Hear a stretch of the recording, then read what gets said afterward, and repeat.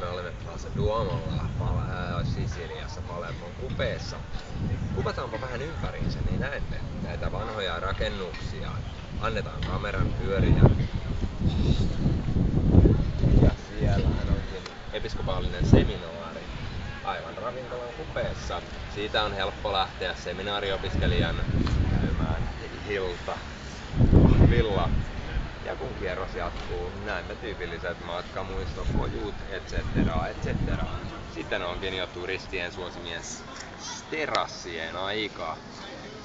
Ei haittaa, vaikka vanhanaikaiset rakennukset verhoavatkin vieressä. Ja uudenaikainen terassi miellyttää aina nykyturistia. Ja kun käännetään kamera vielä minuun, niin pääsemme kertomaan, että Harry de Vertsi.